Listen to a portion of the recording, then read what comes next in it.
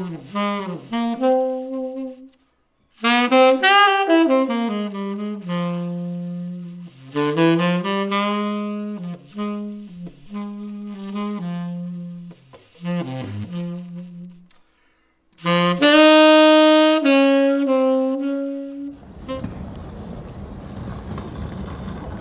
am I right now? Right now, I am in Tokyo, Japan.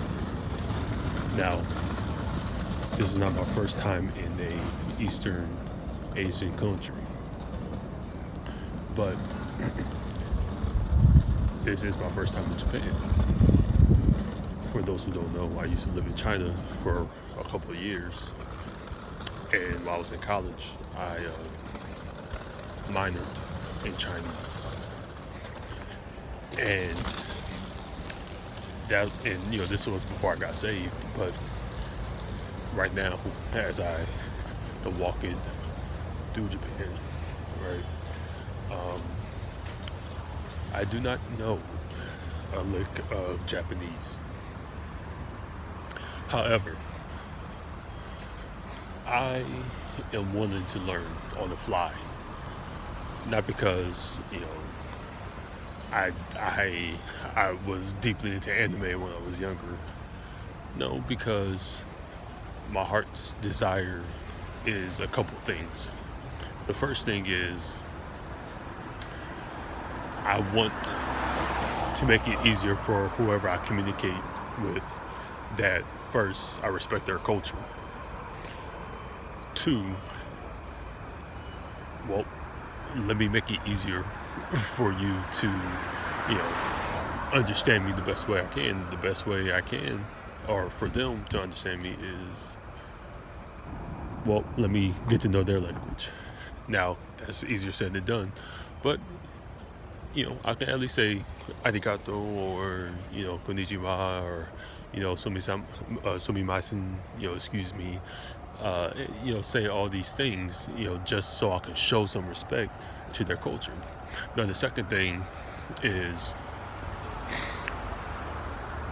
I want to spread the gospel.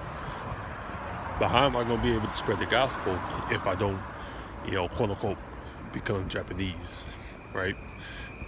How often, and me saying this, it kind of reminds me, and reading that verse, it reminds me of when I was back in China. How when I was in China, the sole purpose was for us to learn Chinese. But there were so many of my classmates from the States, from America, where they had absolutely zero desire to speak Chinese, even though they took Chinese and came to China to learn more Chinese. But they had zero desire to speak Chinese or Mandarin or Cantonese, where we was at.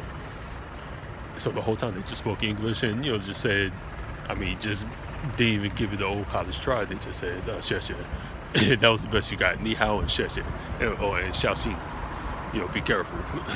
But other than that, they had zero desire. And then really they didn't have no respect for the culture, because even when they went out to eat, did they go out to eat at a noodle shop? No. To an authentic, Chinese restaurant? No. Why? Because they were so Americanized. And the only places that they really wanted to go to was Subway, and they had a Subway in China, McDonald's, and just all the Americanized food where they can get a steak and all that stuff. And me being in Japan, it made me think about this again, because yesterday I encountered an experience of Americans trying to do American things in a foreign country, and I live by the phrase of when in Rome. Now, when it comes to Christians, we all not like to act like that, right? We all not to act like that when we're in the foreign land, especially a non-Western country like, that's not like England. But when we're actually in a different country like Asia, Asia Minor, Eastern Europe, we ought not to try to be American. You know, we ought to try to understand and embrace the culture of that land that we are a part of. And why?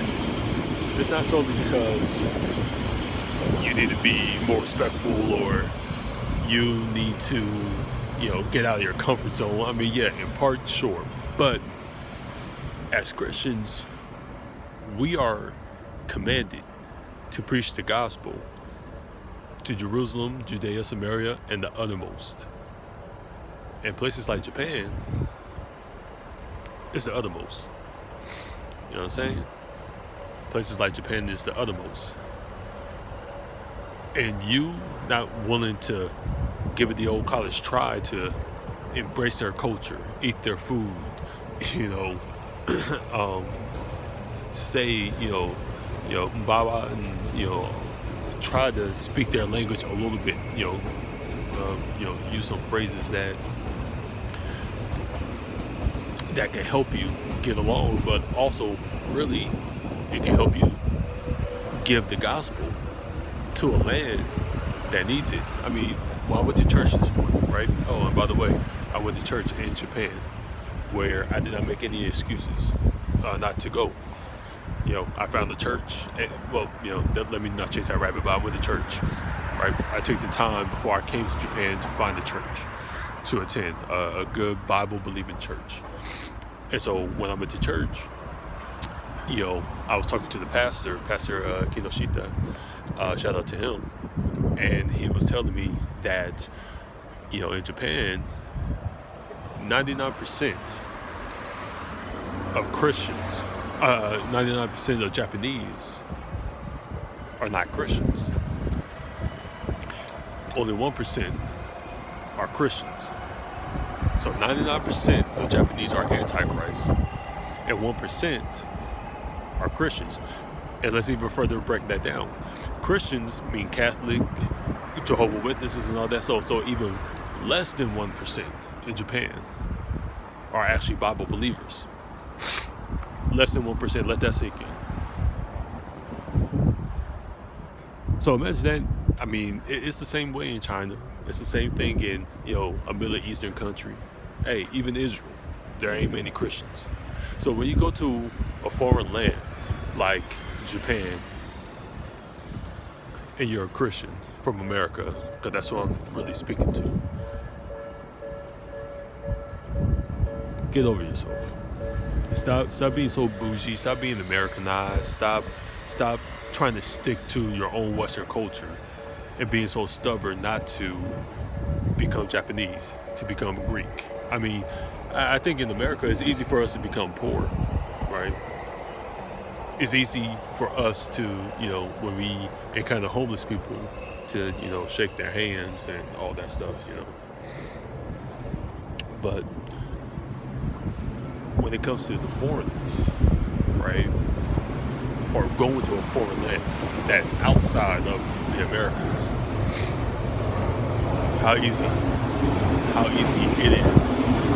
is it for us to get out of our comfort zone and embrace that culture that doesn't speak English, that if they do speak English, it's very bad English, in hopes that ultimately to spread the gospel, the Apostle Paul became Greek so he could spread the gospel to the Greeks. He became poor so he could spread the gospel to the poor. And that's what he means. So again, food for thought, man. Food for thought. When you travel to another foreign land, whether it's on vacation, for business, whatever, so have you, and you call yourself a Bible-believing Christian, learn the language. Become whatever culture you're a part of. I mean, even in Americas, right? Even in Americas. You may be from California, but you go to Louisiana, the way you do things in Louisiana ain't the way you do things in California. Y'all eat differently, y'all speak differently, y'all have different accents. You see what I'm saying? Culture is a big thing. And culture matters when you spread the gospel. Again, let me continue to give you more information on what the pastor was telling me about the state of why people don't believe in the gospel, believe in Jesus Christ in Japan. Well, their God is their parents and teachers, right?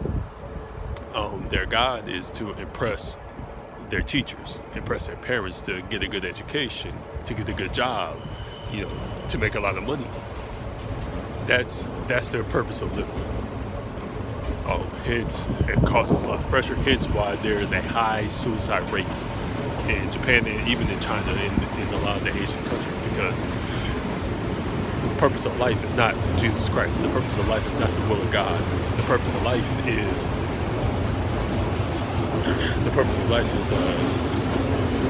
getting money, getting a good education. Very similar to America, but it's on a different level over here. You know what I'm saying?